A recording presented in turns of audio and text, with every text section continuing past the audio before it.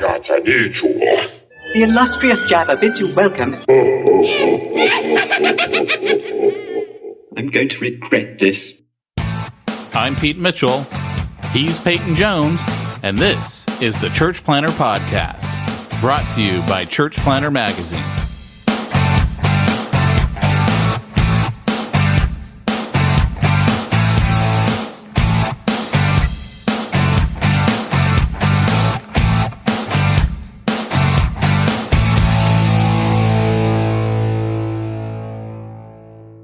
Hey, Church Planter, this is Pete Mitchell.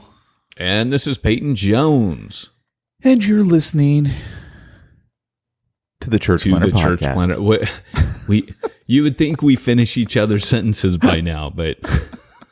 I try to do it all dramatic, give that little 1 second pause before I said the most magical name there is in podcasting, and that would be the Church Planter Podcast. See, and it frightened me, that pause. I'm not used to such things. This is why we can't have nice things. I was thinking about this morning. Nightly at midnight till 2 a.m. It's the Church Planter Podcast. That's so rad. I would love to do that. One of my favorite podcasters has this thing called The Morning Stream.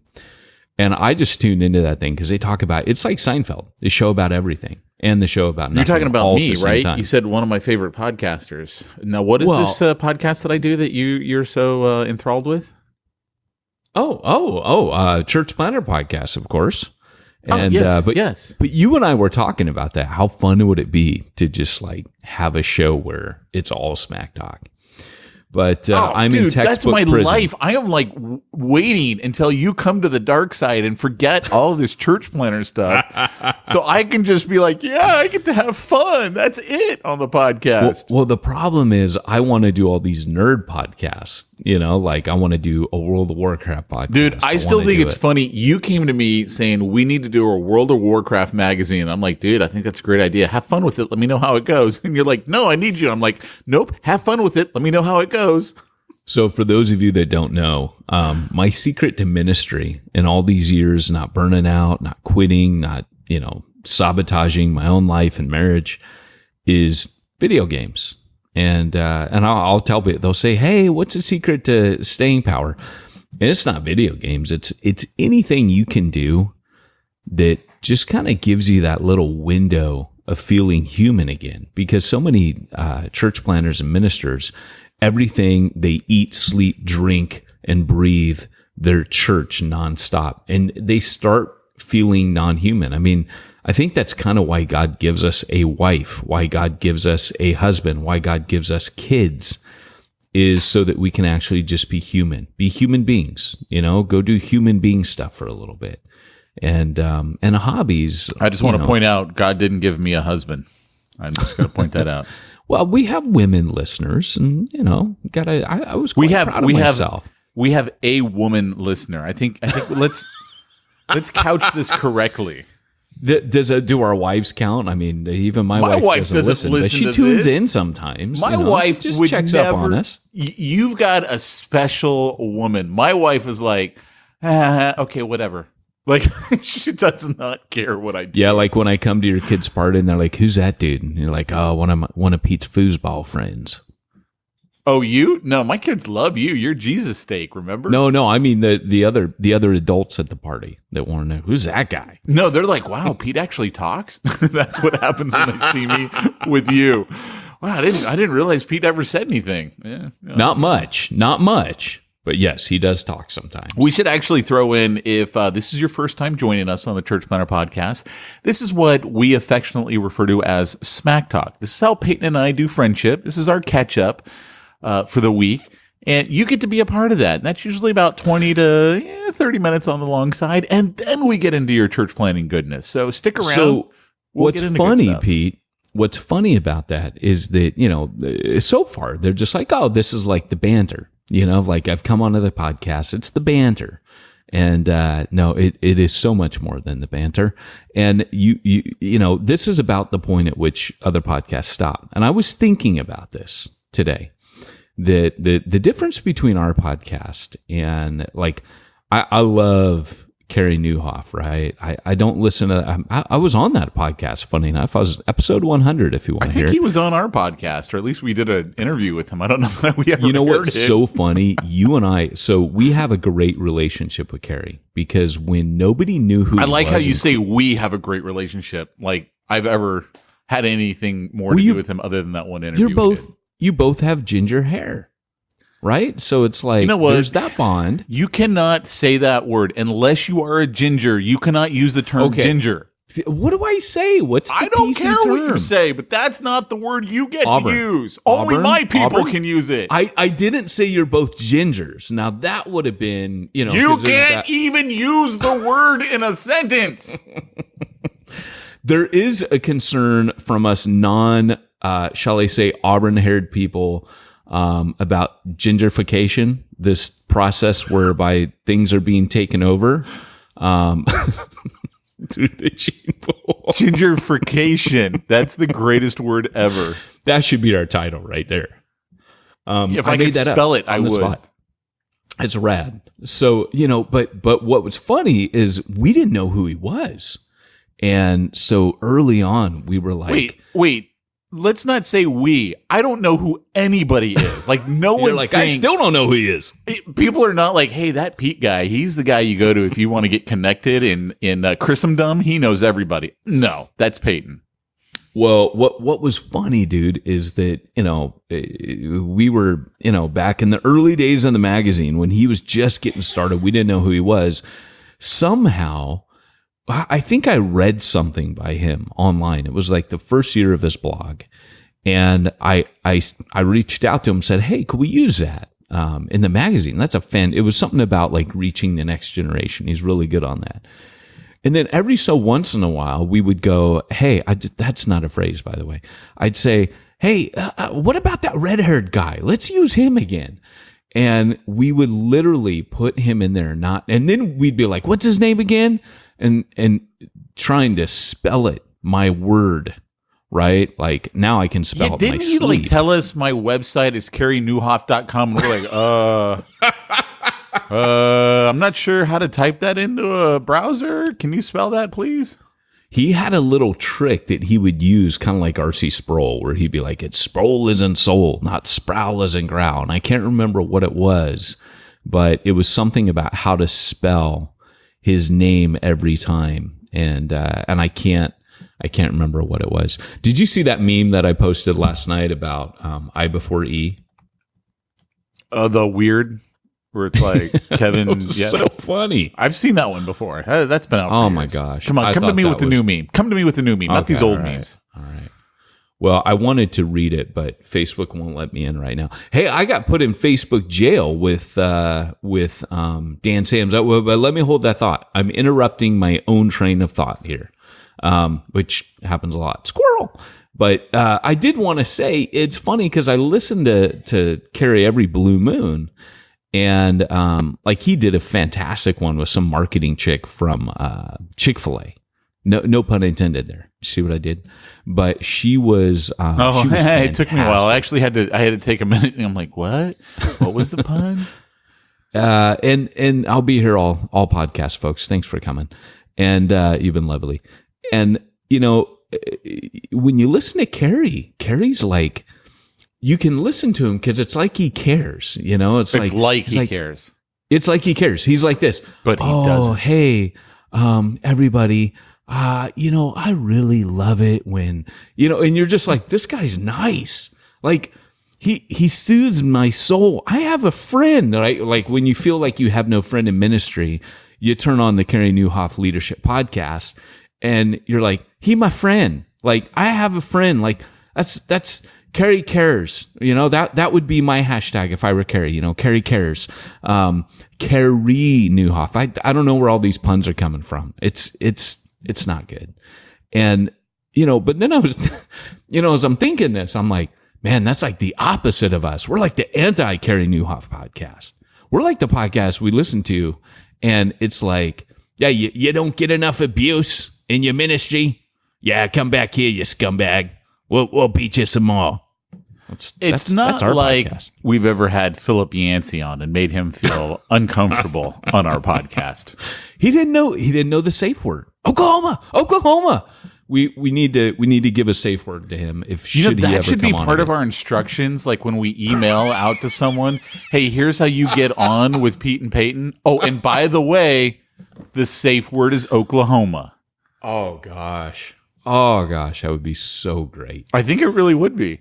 And then I would love to have, like, could you imagine if we were interviewing Rick Warren and all of a sudden he just goes, Oklahoma. Well, that just, it's you funny could see him you say it that. with authority.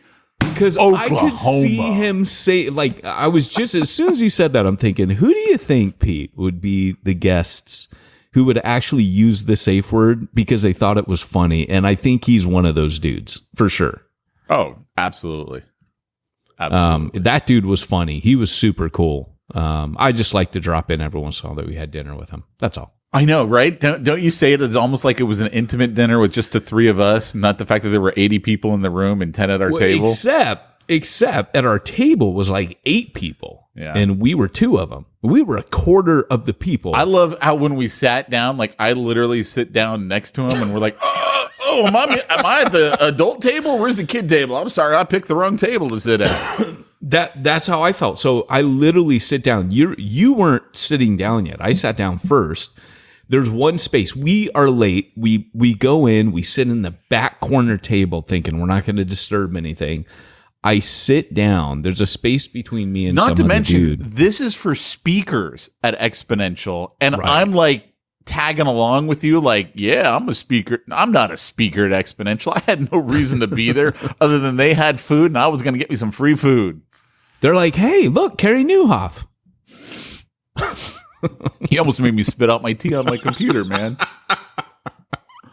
So anyways, so I sit down and I look over and I see it's Rick stinking Warren and I go, oh crap. He looks up like, what? And I go, I think I'm at the wrong table, man. I'm sorry. I'll go sit somewhere else. And he goes, no, brother, you're at exactly the right table. And then you come and sit down right next to it. You fill that seat, right? And sit down right next to him. And then I like look over. I'm like, it's Rick. In reality, you looked over and looked at me with a twinkle in your eye and said, I can pee next to any man. I love it. Do you remember that talk? Yes. Who was it? You were, yeah. Hold on. Talk. Alexa, shut up. She wants to tell me we're supposed to be recording a podcast right now. Like, I don't know. I'm on the podcast. I know, we're early. And it's so good to be in the morning again. We're better in the morning. Dude, we thought we were better. okay last time in the afternoon, but we're way better. That's only because Star Wars trailer had just come out and we wanted to discuss it. Yeah, and I did talk a lot of smack. You know what I thought was really interesting? That was the first podcast that we've actually had people comment on Facebook about it. And I was like, I mean, in a long time. I mean, months, maybe a year even since the last time someone's commented on the podcast. Right. And I was like, wow, I mean, this is actually a topic we've covered before and we barely just kind of touched on it. And they're like, wow, that's food for thought. And I'm like, really? Yeah. Wow. So somebody's not going back to our episode number 1 and starting there. What's up? Yeah. That was episode 333. I know. We're halfway to 666. Well, sorry. We have to end before that episode. We have to end before the 666th episode. Well, that's all right. We'll end at 665. How it's just out in time. Well, it's going to be 111 episodes until couldn't we get it also be 444. 606? Isn't like the translation? They're like, well, is it 666 or is it 606? I mean, isn't that like part of the debate? No, I didn't know that. Sounds like go look at the footnotes in your Bible. Someone's not reading the footnotes in their Bible. Go read them. Really? 606. I don't know what that means. Boy, that would sure make a lot of heavy metal bands in the 80s mad. That would also really upset everyone about barcodes. Don't you remember that with barcodes? Like, well, if the first digit's a 6, and then the one in the middle's a 6, and the one at the end's a 6. So everything that's got a barcode is from the devil. Wow. You can tell. Drunk uncles at the party, man. You can tell I was raised in a Baptist church. That's all I'm going to throw Hey, out man, there, man. it goes back to my Calvary Chapel days where, the beast was a supercomputer in Sweden. I mean, Hey, you know what? We got to actually. I'm gonna announce this because we bought the domain name. We got a new magazine coming. Can I tell them about that? No. You do it. No, but can we? Can we like? Yeah. What their palette? Hey guys, there is a new magazine coming. There's going to be a whole new thing coming down the pipe. Did you see the logos that Ben's designed? I emailed them over this morning. First two, baby. That's my vote. Yeah, me too. I was like, Travis is like, hey, I like the first one. I'm like, dude, I kind of like the first one too. That was pretty cool. Me too. Ecclesia magazine, boys and girls. Ecclesia magazine. It's going to be awesome. That's Greek to those of you that don't listen to the podcast, so you're not very educated yet. That's Greek to those of you who just decided, hey, I'm going to start doing ministry. Forget about this seminary business and learning Greek. I'm just going to go do ministry, which, by the way, we're all in favor of. That's not a derogatory thing. It would be funny to get Dan Sams going, I didn't go to seminary. I just listened to the Church Planter podcast. It'd be funny if we got Dan Sams going, I didn't go to seminary, but I do run a seminary. I run a theology class. He went to seminary though, right? I have not, but sure he did. Who knows? That guy's too smart. How could he have not? Like he's literally like he's the smartest guy I know outside of Peyton Jones. I was gonna say, feel good? Is whoa, that okay? Yeah, it's like, is Dan writing a textbook, Pete? Excuse me. No, but Dan is doing a gun podcast with Pete Mitchell, so that immediately puts him as like in my inner circle. That's immediately 20 points on the and IQ he's a church scale. planner. I mean, come on. Hey, he speaks my love language. He speaks my love language. But let's be honest, though, right? Like being a church planner, just you lose 20 points on the IQ scale. We all know we're dumber than most pastors, right? Like if we were smart, we wouldn't be doing this, man. We'd be taking some comfy gig somewhere else. There, you heard it from the Church Planter podcast. Welcome. We insult our listeners by going, you've got a 20-point deficit in your IQ just by the mere fact. Kerry would never say that. No. Kerry would never talk to his audience like, see, that's why he gets nice things. Well, and that's why he's got a much bigger audience than us. Like, if you think about it, we are the longest running, most popular podcast for church planners, and we are incredibly small. In the wild. We are worldwide. We've got listeners in like, I don't know how many countries. It's got to be like 80 or 90. See, I didn't know that. It's good I don't know these things. I walk around with a big head. But there's like 156 countries. So why are we in all of them, for crying out loud? Oh, man. See, that's such the entrepreneur marketer in you. What? You're focused on the ones that we're not in. Actually, not really, because I'm like, I don't care. World domination. I'm like, how do they even listen to us? I don't know what language they're speaking in, whatever little postage stamp country that is. I don't know. So all I really care about is what do people in the U.S. and somewhat the UK. Okay, so we need to ask you as our listeners to do something for us. I have no time. Pete and I were just talking. I have zero margin. I am chained to a desk writing a textbook right now. And today, though, I am filming this afternoon the Ministry Ninja show, Church Planning and Money. It's going to be round 2, 10 more episodes coming down the pipe. Film those today. So that'll be 20 in the can. I'll be almost halfway through the year's worth. Excuse me. I didn't mean to burp on this podcast. See, Kerry would never do that. Yeah, but you do it on like every episode, so I don't understand why now you're apologizing. I do, but see, now I've got it's like Jiminy Cricket, I've got a little Carrie Newhoff standing on my shoulder, kind of telling me like, hey, Peyton, I'm a little disappointed in that. And by the way, we love Carrie. We're not making fun of Carrie. Carrie's Jiminy Cricket. It's funny. I think I've talked about this. I got a little, I think it's because he's so tall, but I got a little starstruck when I met him, which, I hang out with Ralph Moore. You met him face to face? I met him. Yeah. And he's super cool. Super, as you would expect, right? Super down to earth, super cool. How tall are you? But he's really tall, dude. How tall are you? He's basketball player tall. I'm only 5'7.5", and I claim the half because when you're my size, you got to claim the half. Okay. All right. Yeah, I mean, I'm not that much taller than you, but I mean, you know, I can just I'm barely not nearly as short. I can just barely shop in the children's section at Target. Like I'm just on the cusp. Are you serious? I'm just on the cusp. I'm serious.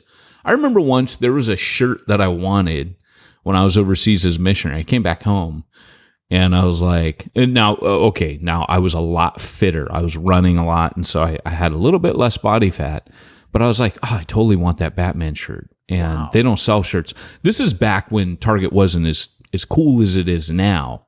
And you were like, if you want that Justice League or whatever it is shirt, you got to buy a kid's. And I bought a kid's shirt. Might have been Star Wars. I don't remember what it was. You know, speaking of you know, being more fit, so everyone knows, if you've been listening to this podcast, I've been on my own little health journey, losing weight, baby. dropping the poundage. Wayne here in my office has got me working out. He's actually bumped me up to 2-a-days, as I like to call it, as if I'm back in high school doing football or something. And yeah, so now I actually, here's my secret. Like, if you really, really want to look good in a t-shirt, you ready for this? Yeah. Buy a women's shirt. Yeah? Really? No, not at all. Oh, no, it's actually it's pretty unattractive. But well, I think of skinny jeans as women's pants.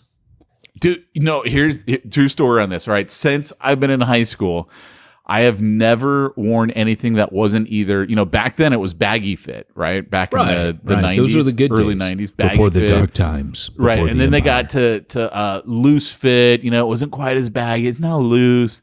So I got this thing I got to go to next week. And I'm like, okay, none of my suits fit. Like for those of you who haven't heard the story, I'm down like 70 pounds right now.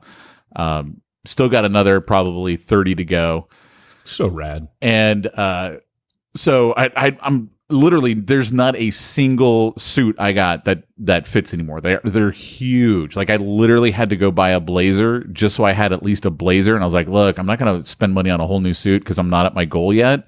Right. So I'm going to have to do it again. And I'm like, I'll just buy a blazer and a pair of jeans. So Jamie gets me a pair of jeans, right? And they're just straight leg. So they're not skinny jeans, right? They're just straight leg. And I'm looking at these things, right? It's literally 5 inches smaller on the waist than anything I've ever bought. Wow. And I go to put them on, and I'm what like... What waist size, by the way, are you comfortable saying? I'm 36 right now. Dude, that's amazing, dude. I was a 42. Now I'm a 36. My guess is when I hit my goal, I'll be at a 34. Wow, dude. That's so rad. I'm really proud of you, man. Well, thank you. I can tell you, That's man. hard work, dude. I look pretty good, baby. I look pretty good. No. So anyway, I put on these jeans and I'm like, I thought these were like, I've never worn a straight-legged jean in my life and they fit fine. I'm like, oh my gosh, dude, this is like the weirdest thing ever. I've never seen that on me. And I'm like, they're fine. It's totally cool. That's rad, dude. It's crazy. Wow. So I'd share That's cool. You know what's really cool too is big cut. Yeah, we put out on the podcast, maybe a month and a half ago. I was like, hey, look, we're going to do a small little pilot group.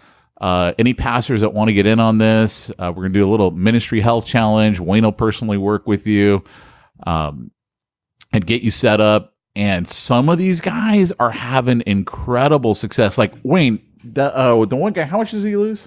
Josh has lost 19 pounds in 18 days. 19 pounds in 18 days.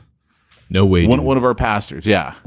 That is insane. I was about to say sick, but I meant it like a young person. No, but I mean, here's the other thing too: is he's a tall guy, and he's 6'2", and like now I can just imagine him. I'm like, dude, he's probably like freaking yoked. Like he probably looks great. I'm like, you guys who are so much easier to get to your goals than guys like me. But that's all right. We all got to start somewhere. But yeah, so no, I mean that stuff's going really well. Wow, yeah. Dude, that's awesome, man. So good to hear that. Yeah, it's cool. Cool. Hey, so we kind of sidetracked ourselves about Ecclesia, but anything else? I don't really think there was anything else to tell other than we found finally the name that we wanted to use. Oh man, and that's been the sticking point. Is every week thought any names? No, and this really been going for like a month and a half. Yeah, yeah. Like, it was crazy. And we've been For those of you who talking don't know your Greek, that means the church, ecclesia. So. Yeah, because, it goes back to, we'll still continue to do this. I mean, church planting is always going to be a passion, but, it's kind of like this. At a certain point, you got to go up the food chain, because we think about it like this. All you guys coming out to plant churches, we think of it as like, oh, you're the cool guys, right? Like, you're the good ones. And see, Carrie might say something like that to you.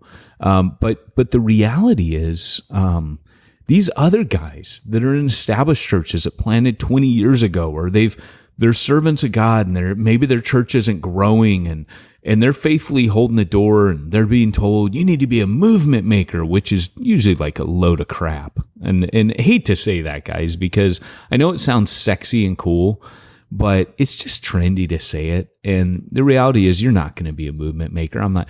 Most of you are going to struggle to just keep your one church plant going all these years, if we're just being honest. Right. And people don't want to tell you that, because that didn't sell. That's not popular. It's not, lo and behold, I'm usually the guy that says stuff that's not popular.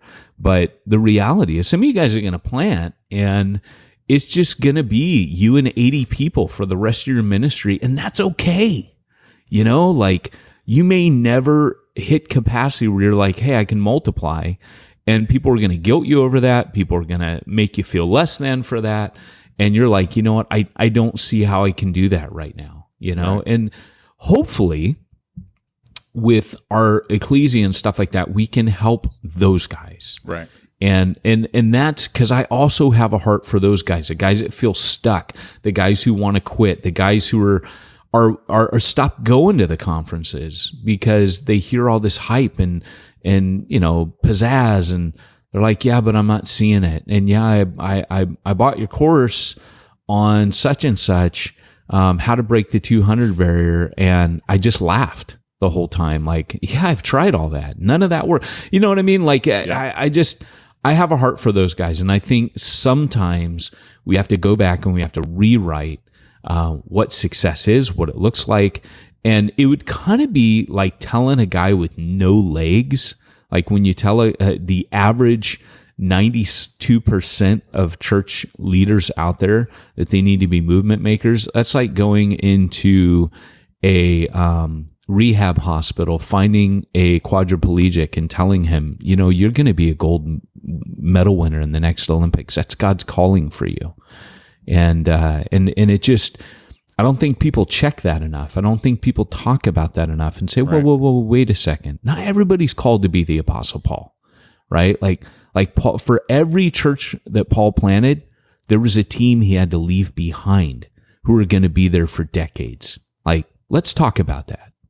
You follow me? Yeah. So ecclesia is kind of like, but it's also changing the conversation to kind of help people fit where they are and do what God has called them to do in their spot. And so it's a much broader topic, but then there will be people in that category that will be like, hey, I know I'm supposed to multiply, and I may only multiply 2 church plants during the tenure of my ministry, but that's cool. Like, I'm just excited, just want to contribute, and boom, boom, boom. Right. Yeah. Well, and plus it's going to allow us to, like you said, handle some of these other areas. Some of the areas that they'll include will be business as ministry. Obviously, my passion is bivocational, and then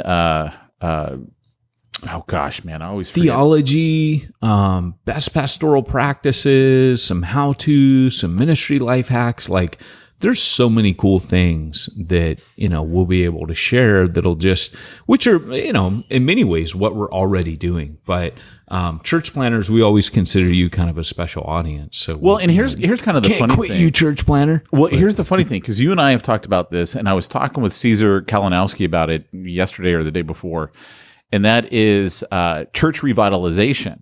So that's a really big deal nationwide, because so many churches are shrinking and dying.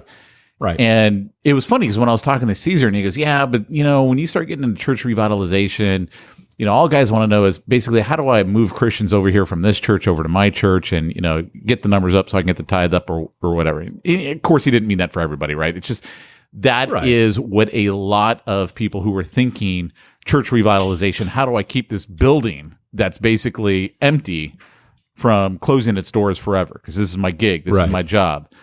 And I was like, yeah, well, Peyton and I have actually talked about that. And really, what do you do for church revitalization? You do church planning. But they don't see themselves as a church planner. They see themselves as part of an established church.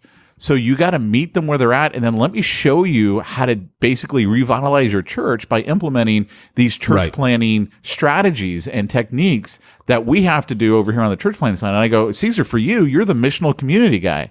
So how do you teach church revitalization? I'm like, you teach mission as missional community. And he's like, yeah, you're right. I never looked at it like that. I'm like, dude, that's how you just frame the conversation in a way that they now get it.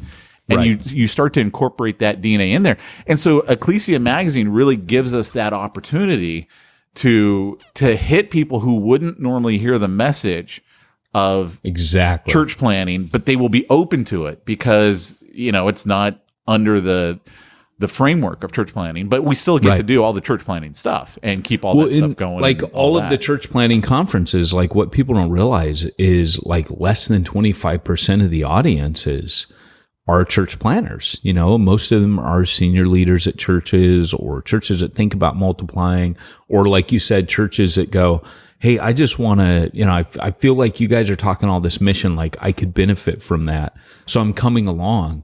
But over 75% of those audiences are not church planners, and that's okay. And we've kind of picked up on that I think this podcast, you don't really stay on that long if you're not a church planner, but by and large, we want to help kind of the wider body of Christ out there. We want them to understand the core values of what we do as church planners and in the church planning community. And they just won't listen to it because they're thinking of themselves as something other than a church planner. Exactly. So it's not that they see themselves as different, better, worse than, anything like that. You just don't identify with the term church planner. Because, maybe you're part of a church that's been there for 50 years. It's down to 10 families. And, you really only need it for 2 hours a week. It's a building. Really what you got is a building. So you don't see yourself as a church planner, but that's really what you are. You just don't. So we gotta reframe the conversation in a way that they'll hear it. And then we can help them. So Yeah, boy. You know what I'm saying? Yeah. Hey, how far, by the way, before we end Smack Talk? What? 3 seasons, 8 episodes. Is that where you're going? Yeah. When I said, yeah, boy. Yes, exactly. Bill boy. That's so funny. We do finish each other's sentences. As soon as you did that, I'm like, oh, that's Jason. I just watched the episode where they were in her void, Janet's void, and they were all in Janet. Oh, my gosh. And then when Janet's talking like Jason, he's like, oh, never mind, that's Jason. That, what's funny is if you watch that show, what we're talking about. If we're talking about The Good Place, if you haven't watched it, I told Pete he's got to watch it, and he was like, I don't know, And anyways, he watched it, and it is the funniest show I've seen in so long. But if you watch this one character, Jason, you just got to watch, like, no matter where he's at in a scene, he's always got this super dopey expression on his face. To me, like, particularly during like the last few episodes of the season, I started really tuning in to just watching his facial expressions when he's not even on. Like, he's just in the background, and it is funny as heck. And yes, that scene where Janet the actress that plays this character, Janet, everybody gets switched into someone else's bodies, and she has to act like every other character on that show. And it is the funniest freaking thing. When she does Jason, when her mouth goes off to the side, that little puckered up mouth to the side thing, and that clueless expression because the guy's a moron. It is so funny. Well, here's how he died. He dies by hiding in a gun safe and thinking he would still have enough air if he had a snorkel on his face. It's not like the snorkel was going outside of the gun safe. He was just breathing through a snorkel inside of a gun safe. And so he dies. He suffocates and dies. I mean, so funny. Yeah, the first few episodes, I'm like, I don't know if I like this because I don't like how they're like representing heaven and and then I'm not going to spoil it for you guys who haven't watched it, but trust me, he gave birth to himself. It's funny, and what's funny is I could actually see some of the things that happen in there. I was like, oh, I could totally see that as being. So in writing this thing. Textbook right now for Zondervan, don't tell me you're quoting that show, please. I quote this scene where they go, you see, being good in today's world is complicated. You see, in the 1500s, if Samuel George bought flowers for his grandmother, he got 20 points in heaven. And he goes, but today he buys it online on a computer that was manufactured in China in a sweatshop. And then the flowers were picked by a migrant worker who trucked it, an exploited migrant worker, and the company trucked it across America, leaving an enormous carbon footprint. And then it goes on to say, the flower company, the money goes to the flower company that is owned by a racist pervert who sends pictures of his genitals to his employees. And so they're like minus 560 points. What I thought was funny, and by the way, the points are, do you get into the good place or do you get into the bad place? The most realistic gospel disclaimer, we don't believe that. We know that's not true. Yes. Yeah. But the most realistic point in that whole thing is when they go, well, how many people in the last year have gotten into the good place? Remember when they're talking to the accountant? Yeah. And then they go, well, how about the last 5 years? And then it was like, 562 years since someone had gotten enough points to go into the good place. And I was like, oh yeah, that actually is true, right? Because it's not. And that's what they bring up. Yeah. You're not good enough to get into heaven. I mean, essentially it would have been better if they'd said, well, actually, no one's gotten into the good place. Right. That would have been totally. No one's ever gotten in because of boom, boom, boom. But it was still, it was still a nice, okay, I see where you're going. Yeah. But hey, we better get into today's topic, eh? Yeah. All right, Doc, take us away. Great Scott! It's time for this week's topic. Let's get down to the nitty-gritty. By the way, was that like the longest smack talk ever? Because I was having a blast. It was getting up there. All right. So today we're going to talk about kingdom collaboration. I just want to kind of talk a little bit. Obviously, you guys know I keep mentioning it. It's kind of like, the time I met Rick Warren and had dinner with him. It's like the time I met Stan Lee in the airport in LAX. Did I ever tell you about the time I shook Stan Lee's hand, Pete? Yeah. You know what, though? You should have asked him to draw a Spider-Man for you because I saw some guy do that and he took it on Pawn Stars and he was able to sell it for like $1,500. No way. Yeah. Oh my gosh. So, but it's kind of, I'm writing a textbook and that just feels the same. Like I will keep saying that, but I'm writing right now about networks and, in times past, like the church has always had structures and organizations that kind of indicate what it feels is important. So, for example, like during the time of the Catholic Church in the West, whole societies would be centered around a cathedral, right? Or the church in the town. There'd be an enormous amount of money and time and energy and architecture that would go into it. And here comes a train. You see, I was trying to talk fast real quick to beat it. Foolishness. But the beliefs when sociologists go back, they say, well, this was a structure. Structures and organizations embody the beliefs and core values of any given society. And so when you see how the church structures itself, it's usually centered around a belief system. So back then it was the cathedral, right? And that was the centrality of the church. The church was at the heart of government. The church was at the heart of society. It would be right in the town center, showing that the church ought to be in the center of everything that has to do with life. And then when the Reformation came, everything was about decentralization. They actually ransacked many of the churches. They literally toppled them. They burned the insides of some of them because they saw that. I'm not advocating that this was right, but it was a reaction against the belief systems of the Catholic Church. And what then happened was, even as, in the early days of the Reformation, they then made their structures around belief systems. So you had denominations that started to form. You had Calvin in Geneva, you had Zwingli, you had who had his own version, you had Luther, you had all these different groups that the Lutherans, they started, no, you're wrong.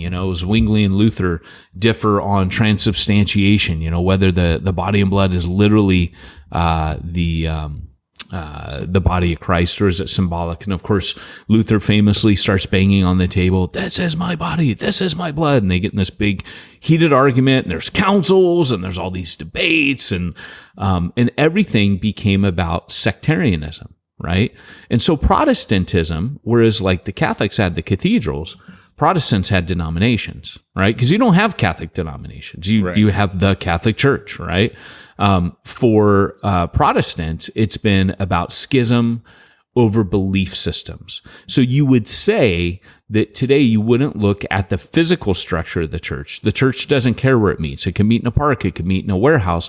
But where our structures and organization fall is along party lines, known as denominations, which are around orthodoxy and orthopraxy, which would be right belief and right practices. Like, do you, like the Baptists? The Baptists formed around orthopraxy, the right practices. We baptize adults, right?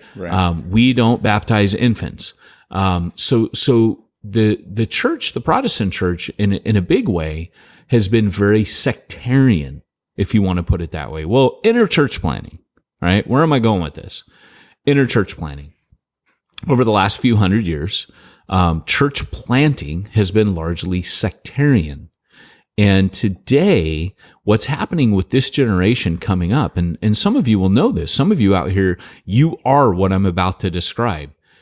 To you, it's not so much the right beliefs, it's not so much the right practices.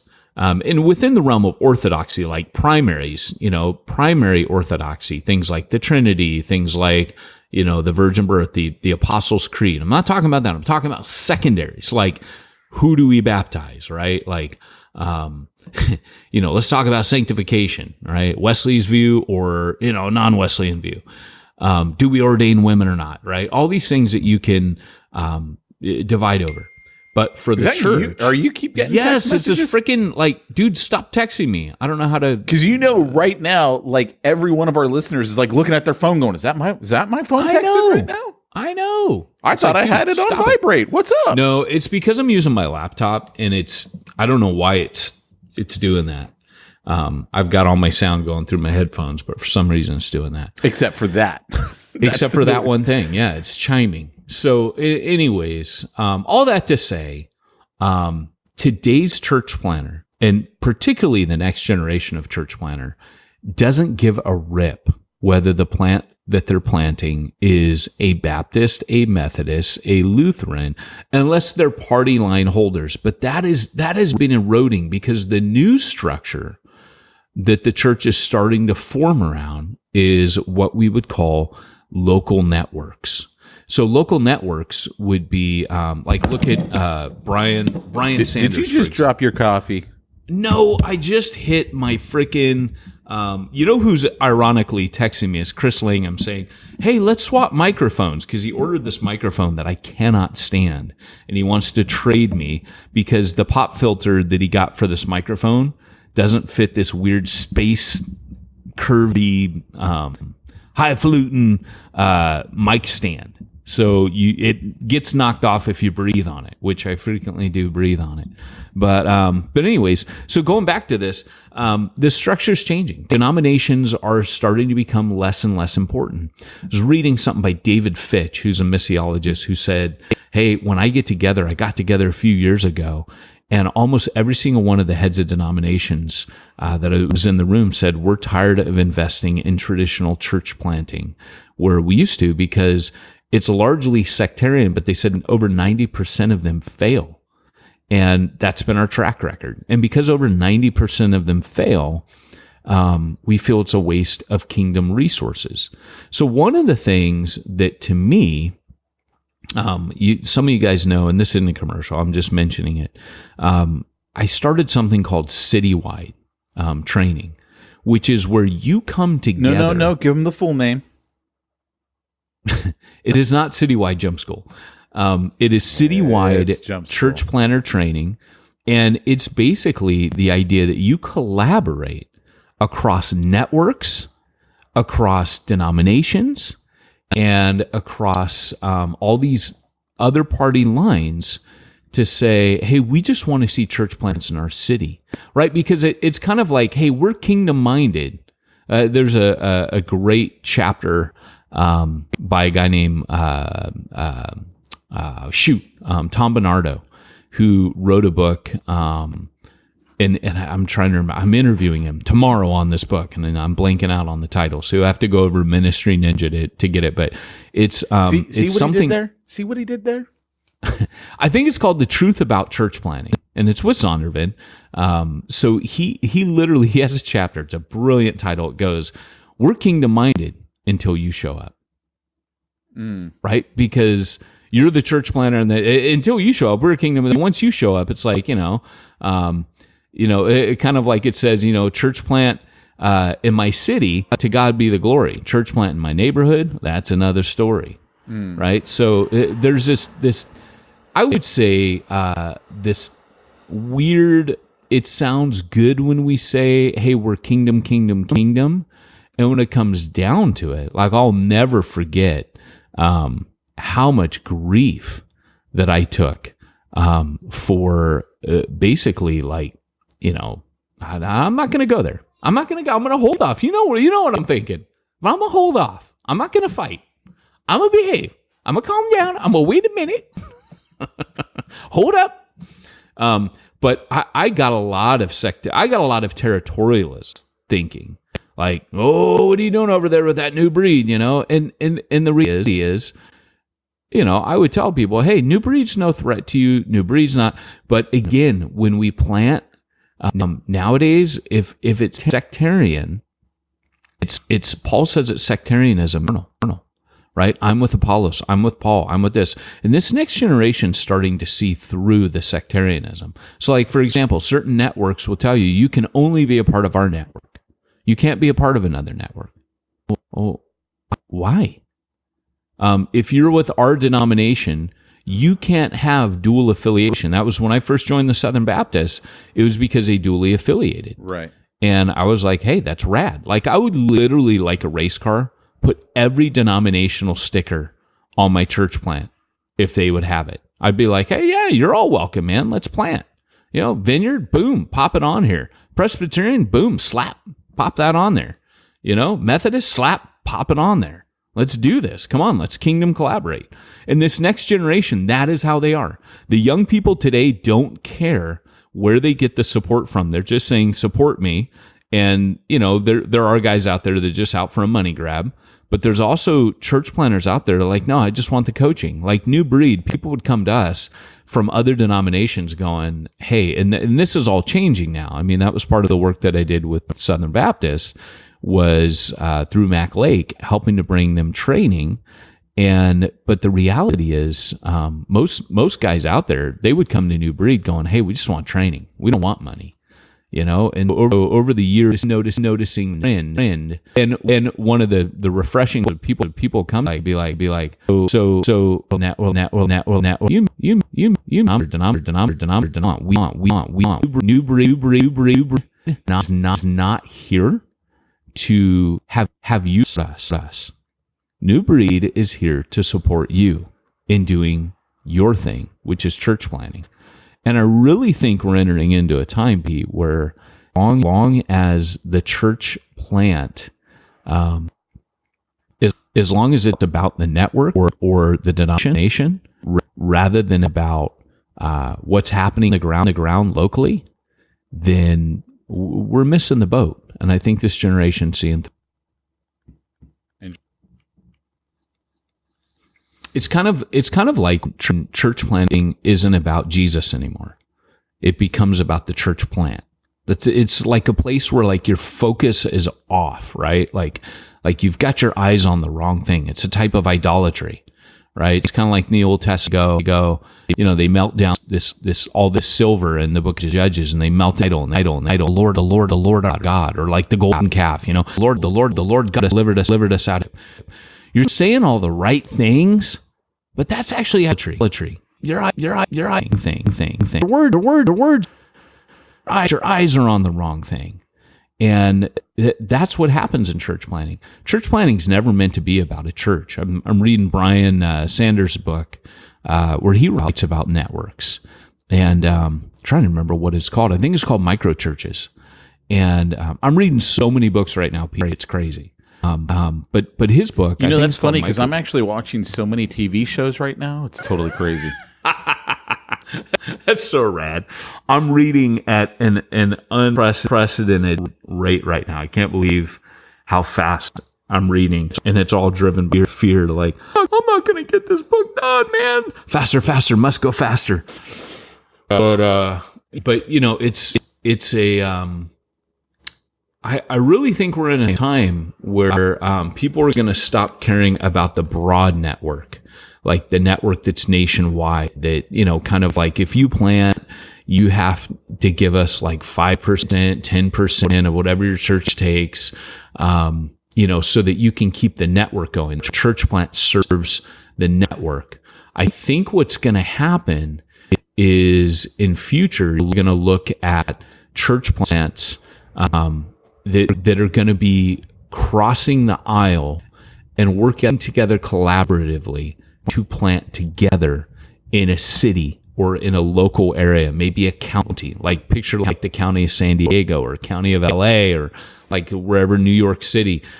Those are local networks, and you're going to see people banding together. And here's the difference.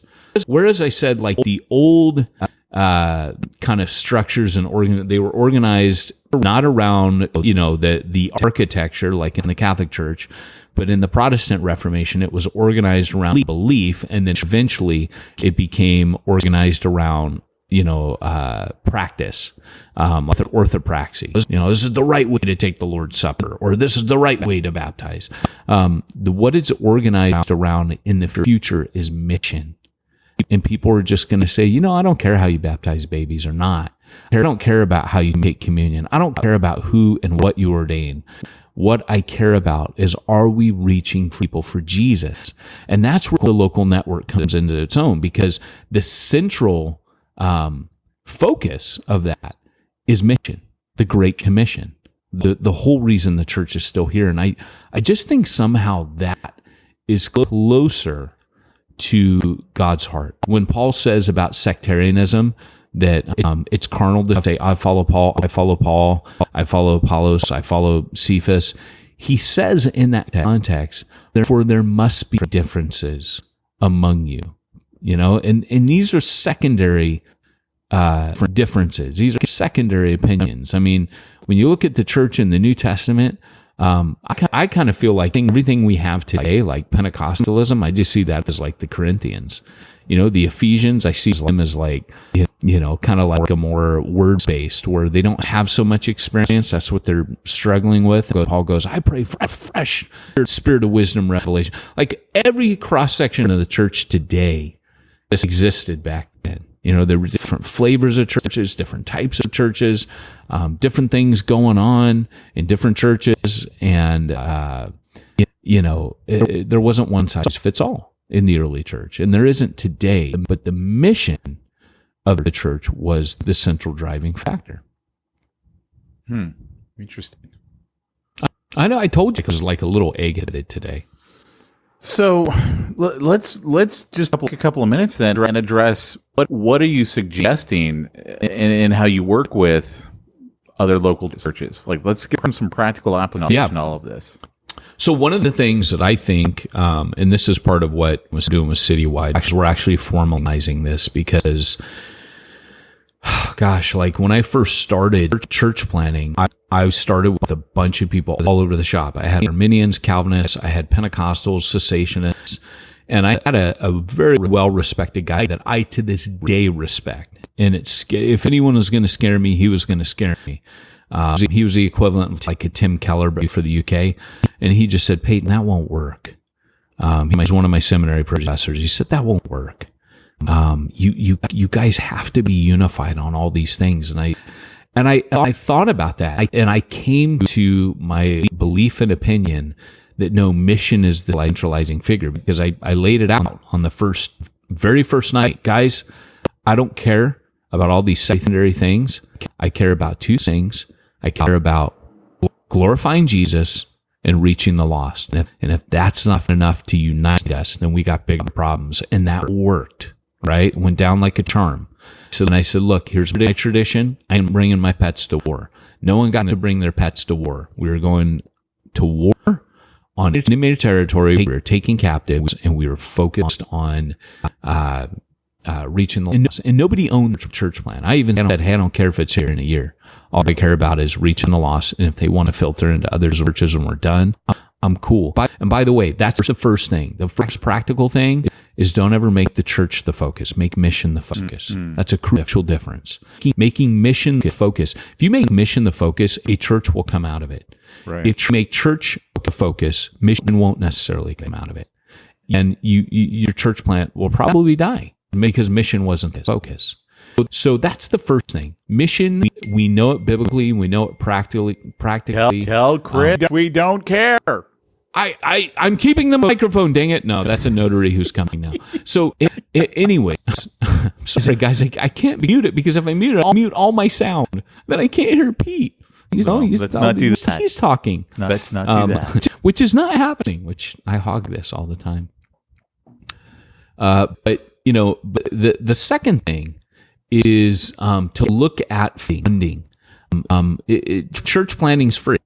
All right. Like, you don't have to fund church planning, really, but church planning, even though it's free, it's sure nice when you can pay for stuff, you can have nice things. You can do a bunch more when you have money, and that includes mission, right? Like, Paul definitely funded mission to Jerusalem by taking the collection, yada, yada. So he helped the Jerusalem church reach Jerusalem. So funding and mission often go together. And so you fund, and I would say practically, let's say you come together citywide and you do a citywide network collaboration that someone from each denomination or network is represented on a board. And it's not that you're going to bottleneck by every decision made by a committee, but everybody has a vested interest in this, right? And that you may multiply outward, and you might duly affiliate. You might even plant a Methodist church out of a church that's a hybrid. But you could come together and you agree on that. This is a centralized strategy. So this board would exist for a centralized strategy, and also centralized funding that would fund mission, not their own individual church plan. Secondly, or thirdly, you would also have an assessment together that you assess for that city what kind of church planner you're looking for, right? And one of the genius things about this is a leadership pipeline comes into it. We call it leadership pipeline because it's trendy right now, but in the old days it just meant good old fashioned mentoring, raising people up, mentoring them, and taking with on everything.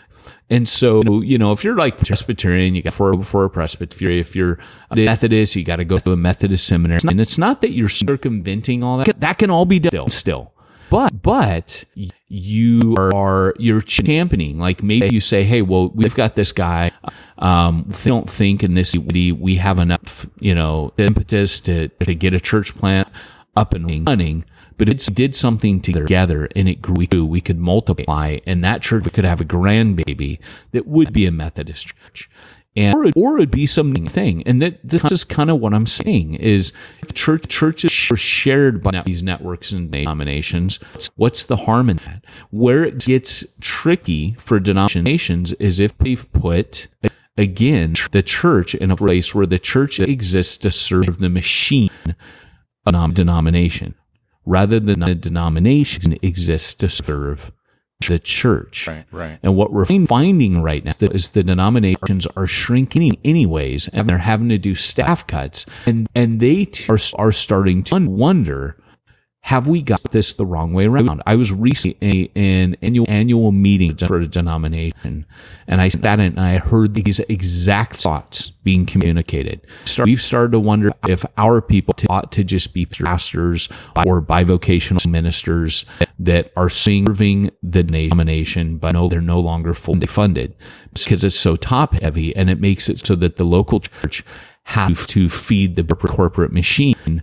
And then they're like, for example, with the denomination, they were like, hey, we're sending, I can't remember how much it was. It was something like 40% of their budget for their area was going to they made this complaint. It's going to basically to feed the big superstructure. And they said, imagine if we 40% of our budget to give back to this area for mission.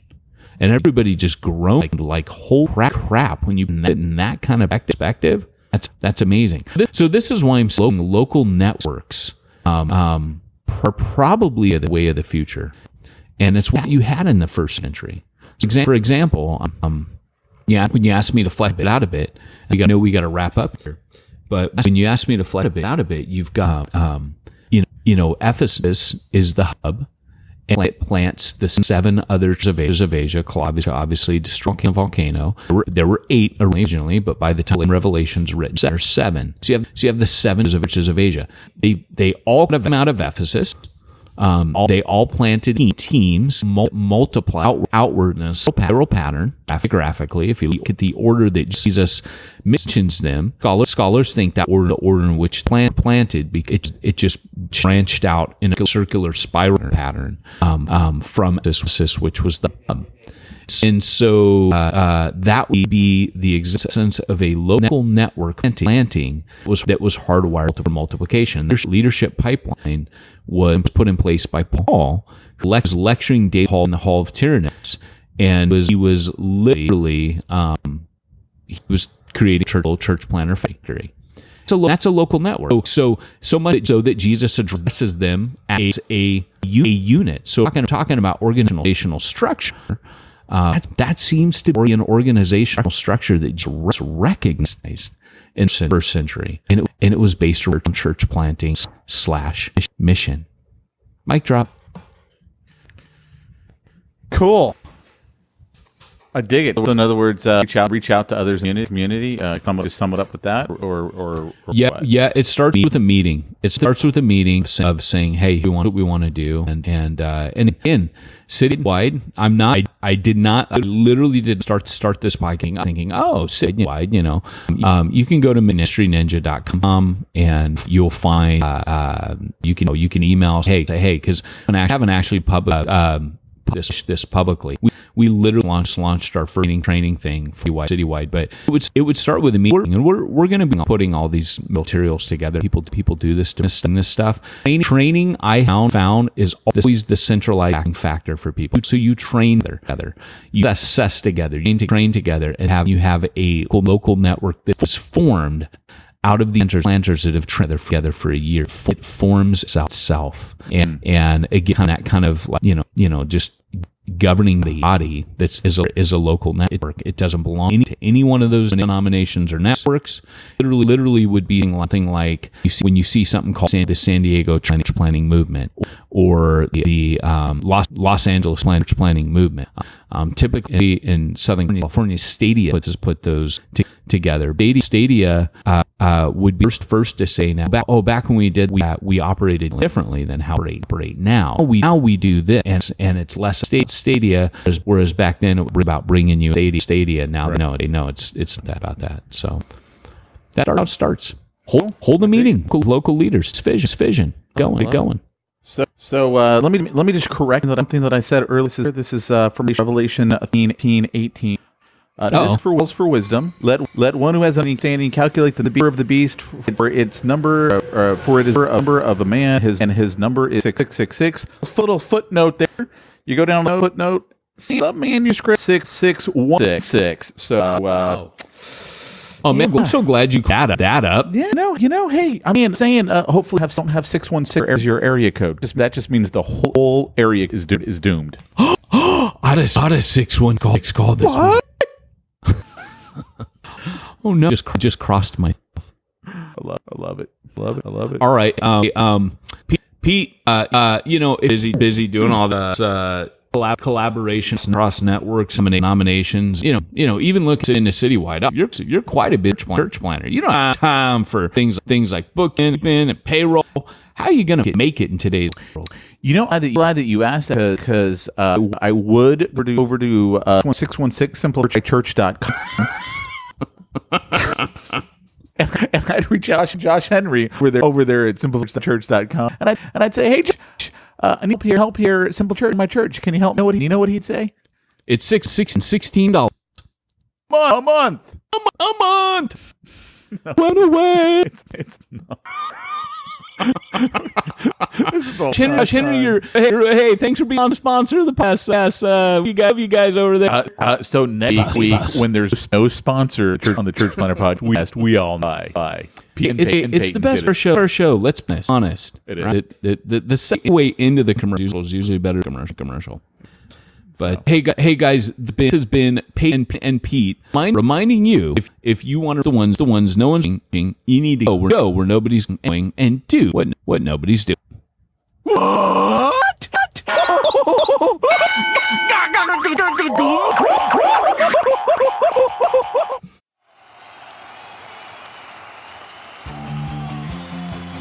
Thanks for joining us for another weekly episode of the Church Planner Podcast with Pete Mitchell and Peyton Jones. We'd love to hear your comments on this episode of the Church Planner Podcast. Visit us online and let us know what you thought at churchplannerpodcast.com. If you subscribe to us via iTunes and have enjoyed the podcast, leave us a positive review. The more positive reviews we receive in iTunes, the more iTunes will promote us to other church planners who would benefit from this show. This podcast is brought to you by the Church Planner Magazine, which is available in the iTunes newsstand or online via churchplannermagazine.com.